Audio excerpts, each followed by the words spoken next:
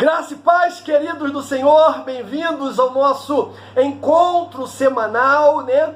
O título da nossa lição de hoje é a espiritualidade cristã e o Espírito Santo. O texto bíblico está no Evangelho de João, capítulo 4, 19 e 30. Um texto extraordinário, um texto impactante.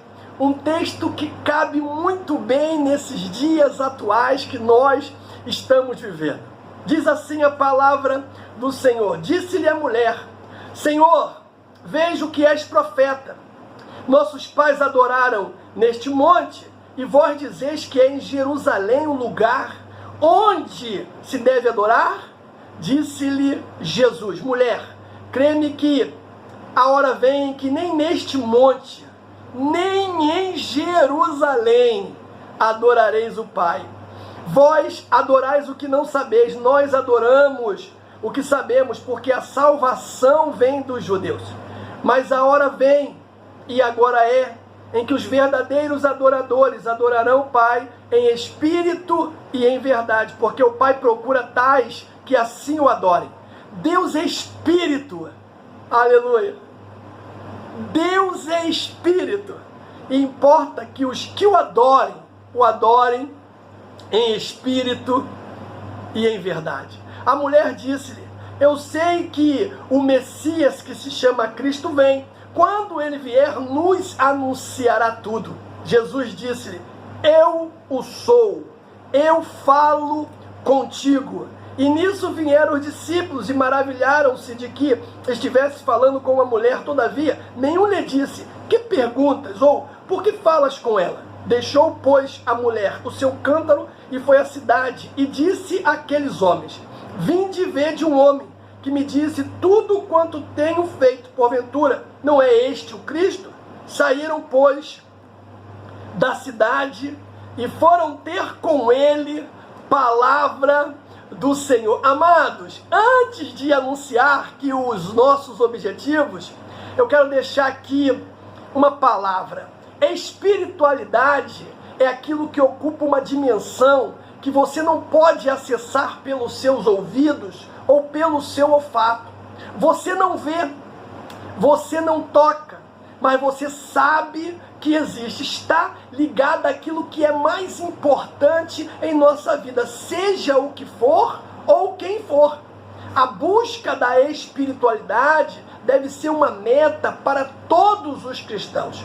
É um processo no aperfeiçoamento no caráter humano. Somos sim desafiados a buscar essa perfeição em todas as suas dimensões, porque o Senhor prometeu em sua palavra o seguinte: aquele que começou a boa obra em vós há de completá-la até o dia de Cristo Jesus. Filipenses 1, versículo de número 6. Temos 3 objetivos hoje. O primeiro é destacar a necessidade de permitirmos e insistirmos em nossa espiritualidade como evidência de uma vida transformada. Segundo objetivo é conhecer quais são as características da espiritualidade cristã. E terceiro e último objetivo, aplicar o conhecimento da aula de hoje à vida prática, a fim de que a nossa espiritualidade possa dar testemunho de que fomos salvos e transformados pela presença do Espírito Santo de Deus. Pois bem, nesse trimestre, nas lições passadas, falamos de áreas, características, ações e funções, prerrogativas e atributos do Espírito Santo. Você com certeza está lembrando disso aí agora. Deve ficar claro e evidente para nós que o relacionamento entre o cristão e o Espírito Santo só pode ocorrer a partir daquilo que chamamos espiritualidade. Isto é, no terreno apropriado onde transita o Espírito. A espiritualidade, como a base da relação com o sobrenatural, só pode ocorrer porque nós, escute isso, nós, independentemente de fé, origem ou condição econômica, também somos seres espirituais. Estabelece-se, portanto, o meio pelo qual a nossa relação se dá com Deus Pai, com o Filho e com o Espírito Santo de Deus. O primeiro ponto, ou o primeiro tópico da nossa lição fala da natureza espiritual. E aqui tem 2 pontos importantíssimos. Primeiro, nós vamos ver que o Criador extrapola a nossa espiritualidade e vamos ver também que a humanidade existe para a comunhão com Deus. Bom, vimos que a primeira referência ao Espírito Santo ocorre já na abertura do livro de Gênesis, no poema da criação, onde diz que o Espírito de Deus se movia sobre a face das águas. Gênesis 1:2. Esse movimento contínuo denota uma participação ativa do Espírito Santo na obra que trouxe o universo à existência. A segunda menção sobre ele, amados, encontra-se quando a humanidade já está decaída e inserida em grave decisão do Criador, que disse a palavra: não contenderá o meu espírito para sempre com o homem, porque ele também é carne, porém os seus dias serão 120 anos, Gênesis 6, versículo de número 3. Aí nós temos um subtópico dentro desse primeiro tópico da lição, que o Criador extrapola a nossa espiritualidade, amados. Para alguns estudiosos, a filosofia, demonstra que o Criador excede infinitamente qualquer grau de espiritualidade que possa possuir e que é razoável enxergar a ação de Deus como inteligente, boa e providencial. É verdade que a filosofia não demonstra o nível de amor revelado em Cristo. No entanto, deixa o caminho aberto para essa possibilidade. Ela também desencoraja a idolatria. É a ideia de que Deus é do tamanho humano, limitado a uma distância mensurável a partir do qual nos enxerga. Cara, Deus não pode ser maior do que nós com base em nenhuma medida finita, queridos. Ele não está em competição com nenhuma de suas criaturas. Tudo aquilo que desfrutamos é dádiva única e exclusiva do Senhor. Do Senhor. Aí nós temos o segundo subtópico dentro desse primeiro tópico, que fala que a humanidade existe para comunhão com o Espírito Santo. Amado, o terceiro elemento no ser feito à imagem de Deus é a espiritualidade. A humanidade existe, cara, para a comunhão com Deus, que é o Espírito. João 4:24. Essa comunhão, ela é planejada para ser eterna, como Deus é eterno. Aqui poderíamos declarar que, embora os seres humanos tenham um corpo físico, como plantas, e uma alma como os animais, só os humanos têm um espírito, e glória a Deus por isso. E é só pelo fato de termos um espírito que podemos ter consciência de Deus e estar em comunhão com Ele. Há um debate aí, contínuo entre aqueles que acreditam em uma construção de 3 partes do nosso ser e aqueles que acreditam que o homem pode ser considerado só em 2 partes.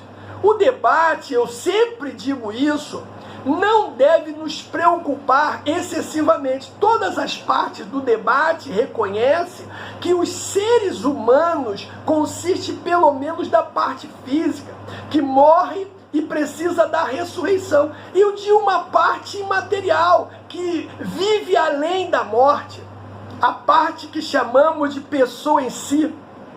A única questão é se a parte imaterial pode ser mais distinguida por conter o que o homem tem em comum com os animais, né? Os animais têm corpo e alma. Os homens, além do corpo e da alma, têm um espírito próprio que o relaciona com Deus. E isso é muito importante. Cara, vamos pensar assim, irmãos, um pouquinho só. Ainda que o conceito corrente de constituição dos seres humanos é dualista, alma e corpo, segundo este conceito, a alma é parte o quê? Interior, espiritual, invisível, enquanto que o corpo é a parte corporal, externa e visível. Embora haja algo de certo nisto, contudo é inexato. Essa é uma opinião que não vem de Deus, porque além da revelação de Deus, amados, não há nenhum conceito seguro. Que o corpo é a cobertura externa do homem é sem dúvida alguma correto. Mas a Bíblia, isso tem que ficar claro, jamais confunde o espírito e a alma como se fossem a mesma coisa. Não só são diferentes em condições, mas também em suas naturezas. Elas se diferem uma da outra. A palavra de Deus não divide o homem em duas partes, né, de alma e corpo. Pelo contrário, trata o homem como um ser tripartido, ou seja, espírito, alma e corpo. 1 Tessalonicenses, amados, 5, 23 e 24, que diz, você lembra? E o Espírito de Deus e o próprio Deus de paz vos santifique completamente em vosso espírito, alma e corpo, e sejam o quê? Plenamente conservados, irrepreensíveis para a vinda do nosso Senhor Jesus Cristo. Fiel é o que vos chama, e Ele também o fará. Este versículo aí, ele mostra claramente que o homem está dividido em três partes. O apóstolo Paulo se refere aqui à santificação que é total dos crentes, porque o texto diz, vos santifique completamente. E a pergunta que surge, né, é a seguinte, segundo o apóstolo Paulo, como se santifica uma pessoa por completo? Simples, o próprio texto dá a dica, guardando o nosso espírito, guardando a nossa alma e guardando o nosso corpo. Como isso? Ou seja, com isso, né, é fácil compreender que o conjunto da pessoa compreende o quê? Três partes. Este versículo também faz uma distinção entre o espírito e a alma, pois de outro modo o apóstolo Paulo teria dito simplesmente o que? Sua alma. Então, posto que Deus distinguiu o espírito humano da alma humana, irmãos, concluímos que o homem está composto não de dois, mas sim de três partes: espírito, alma e corpo. Talvez você esteja pensando o seguinte, qual a diferença que isso vai fazer na minha vida? Tem alguma importância a divisão em espírito e alma? Cara, deixa eu te dizer algo aqui. Este é um assunto de primordial importância, sabe por quê? Porque afeta tremendamente a vida espiritual do crente. Como um crente pode compreender a vida espiritual se ele não conhece o alcance do mundo espiritual? Sem compreender isso, como ele pode crescer espiritualmente? Outra coisa, o fracasso em distinguir entre espírito e alma é fatal para a maturidade espiritual. Então veja só, é imperativo que um crente saiba que tem um espírito, posto que toda comunicação com Deus tem lugar naquele espírito do homem. Se o crente não discernir o seu próprio espírito, sempre vai ignorar a maneira de comunicar-se com Deus no espírito. E sabe o que acontece se ele não discernir o seu próprio espírito? Escute isso, facilmente substitui as obras do espírito com os pensamentos e emoções da alma. Dessa maneira, se autolimita ao mundo exterior, incapaz para sempre de alcançar o mundo espiritual. É o que tem acontecido nos dias atuais. Uma igreja da alma, cheia de vontades, de desejos e muito emocionada. Segundo tópico da nossa lição fala da espiritualidade e adoração. E aqui nós vamos ver 3 pontos importantes: a adoração correta, a perfeita adoração e a adoração cotidiana. Querido, é imperioso reconhecer que o Espírito Santo inspira o cristão à prática da adoração. Ele faz isso principalmente ao testificar de Cristo como merecedor de toda honra, de toda glória, de todo louvor. A adoração é uma prática apropriada às pessoas espirituais, o que nos leva ao entendimento de que somente seres espirituais ou seres com o Espírito possuem a capacidade de se relacionar com Deus, confirmando assim que a espiritualidade é o campo onde se estabelece a saúde espiritual do crente. Ao contrário, a ausência da prática espiritual cotidiana aponta para a fraqueza ou para a enfermidade espiritual. Aí nós temos a adoração correta. A adoração não deve ser confundida com certas práticas, como a meditação transcendental ou yoga, que são técnicas psicofísicas. Tais práticas, irmãos, portanto, envolvem a mente, não o espírito. Elas projetam o homem, não Deus. Não visam a pessoa de Deus. A adoração é devida somente ao Criador, ao Deus Todo-Poderoso. É o reconhecimento de que a criatura inanimada, irmãos, a natureza, a criatura humana e a criatura angelical não podem ser adoradas. Os exemplos bíblicos são claros. Os profetas, eles condenavam com veemência o culto aos elementos da natureza. Isaías 44, Jeremias 8, Abacuque 2. Cornélio, você vai lembrar perfeitamente disso, se prostrou diante de Pedro com a intenção de adorá-lo. Que foi que o apóstolo fez? Recusou imediatamente receber aquela adoração, explicando o motivo. Ele disse: levanta daí, cara, que eu também sou homem como você. Atos 10. O apóstolo João, extasiado com as visões do Apocalipse, sentiu-se o quê? Impulsionado a adorar o anjo que o acompanhava. Mas a resposta foi qual? O anjo olhou para João e disse o quê? Olha, não façais tal coisa, porque eu sou conservo teu. Não só teu, como dos teus irmãos, os profetas e dos que aguardam a palavra deste livro. Adora somente a Deus, João. Aleluia! Aí nós temos também a perfeita adoração. Apenas o Criador pode ser adorado. Trata-se, amados, de um culto exclusivo, um culto universal.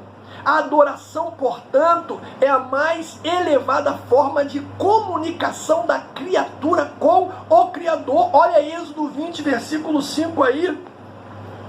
E essa sublimidade é descrita de maneira magnífica no capítulo 4 de Apocalipse. Se eu fosse você, eu parava esse vídeo agora e dava uma olhadinha nesse capítulo 4 de Apocalipse. Adoração é muito mais que cântico e louvor. No cântico e no louvor dirigimos-nos a Deus. É verdade, mas a perfeita adoração implica uma aproximação legítima de Deus em reconhecimento do que Ele é, possuidor e merecedor de toda a glória. Olha o Salmo 29, versículo 2. Adoramos a Deus, amados, como resultado dos convites, exortações, mandamentos e os exemplos que encontramos na Bíblia Sagrada. Salmo 95, né? Versículo de número 6 diz assim: ó, vinde, adoremos e prostremo-nos, ajoelhemo-nos diante do Senhor que nos criou. Salmo 96, versículo de número 9, olha o que diz: adorai ao Senhor na beleza da santidade, tremei diante dele todos os moradores da terra. Cara, por causa da aproximação que sentimos no momento da adoração, percebemos a nossa absoluta fragilidade, como expressa, né, a exclamação de Isaías: ai de mim, que vou perecendo, porque eu sou um homem de lábios impuros e habito no meio de um povo de impuros lábios. Os meus olhos viram o Rei, o Senhor dos exércitos. Isaías 6, versículo 5.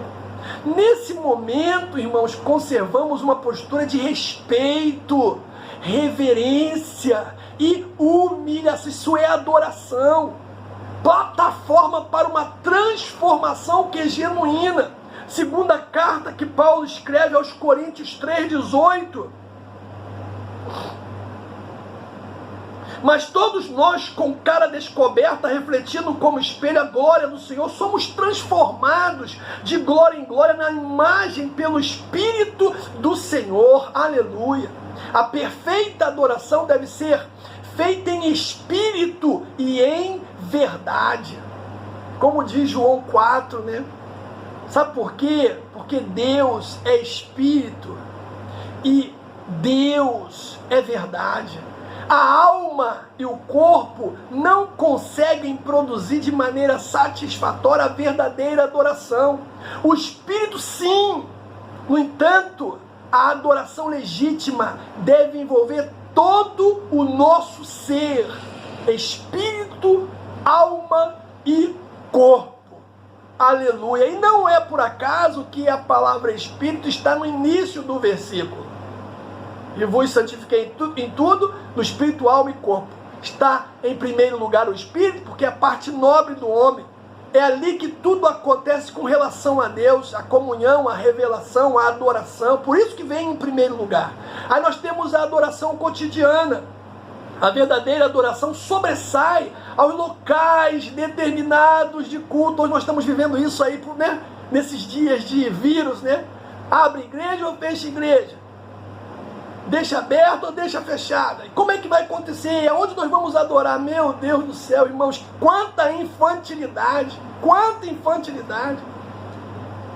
Meu Deus, a verdadeira adoração sobressai aos locais determinados de culto. Não está restrita a templo, a um monte ou uma cidade. É isso que está em João 4. Foi isso que Jesus deixou claro. A adoração em espírito está de acordo com a natureza do Deus onipotente. Nosso corpo é o templo do Espírito Santo, como Paulo fez questão de lembrar aos cristãos de Corinto. Sua habitação no cristão desfaz o conceito do local como facilitador da adoração, pois o centro de adoração agora é o coração humano transformado, não por acaso, pela obra regeneradora do Espírito Santo. Pelo Espírito oferecemos a adoração autêntica, a qual é impossível pela mera religiosidade, como ensinou o apóstolo Paulo aos cristãos de Filipenses, né? Filipenses capítulo 3, versículo 3. O cristão cheio do Espírito é aquele que cuida da sua vida espiritual. Ele emprega todos os meios à sua disposição: oração, louvor, meditação sobre a palavra, consagração e obediência à vontade de Deus. Para quê? Para ter uma vida santa e uma intimidade profunda com o Senhor Todo-Poderoso. Os momentos dedicados à oração são elementos, ou melhor, são sementes, né, lançadas no coração de Deus, os quais sempre produzem resultados positivos. Fazer da adoração e do louvor, uma parte da vida diária, nos leva para mais perto de Deus, produzindo dessa forma intimidade e garantindo, detalhe, bênçãos sem medida. Logo, a comunhão diária com Deus resulta na plenitude do Espírito Santo, que diz Tiago 4, aproximem-se de Deus e Ele se aproximará de vós. Irmãos, esse tempo é o tempo de nos aproximarmos de Deus. Mas eu não estou falando de ir ao templo, ao santuário, sei da importância. Mas se tudo isso acabar, o que vai ser de você, de mim? Nós temos que ter essa consciência que somos templo do Espírito Santo, que podemos, além de ter ou existir templos, nos aproximarmos de Deus. Aí o terceiro ponto fala da espiritualidade e santificação. A palavra santidade vem do hebraico kadosh. O seu significado é separação.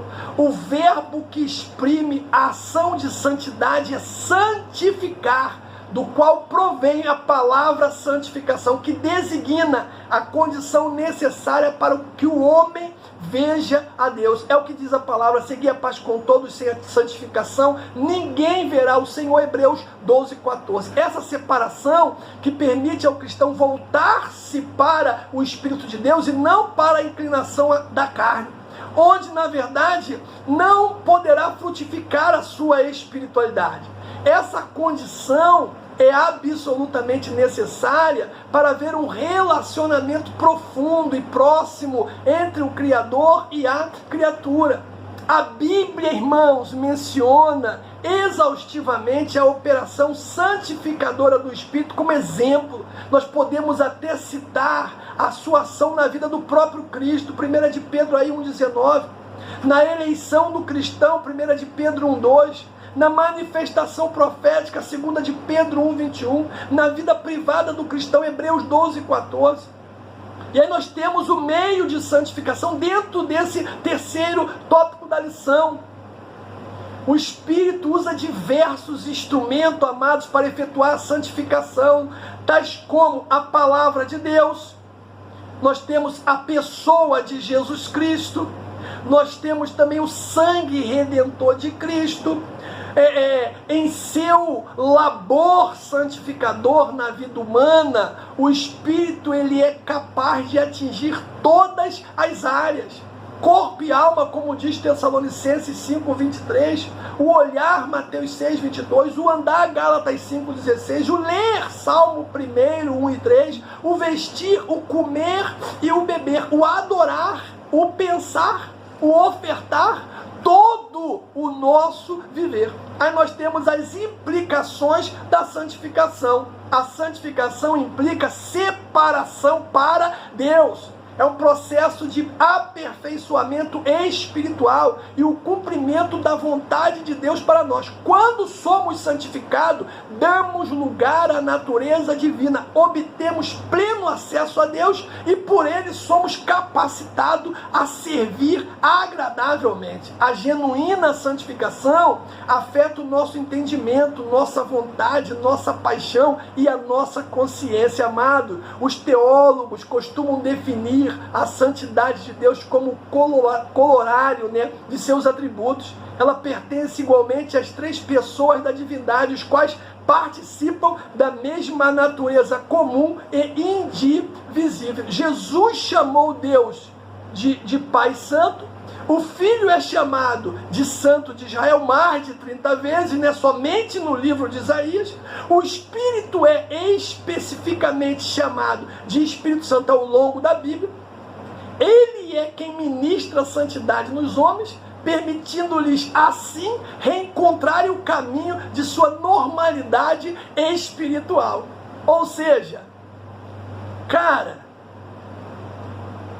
Deus, através do Espírito Santo, santifica a igreja. Eu quero concluir, irmãos, mas dizendo assim, a teologia da espiritualidade cristã procurou equipar os santos para viverem uma vida pública, comum a todos, sem abrir mão da espiritualidade e do genuíno testemunho cristão.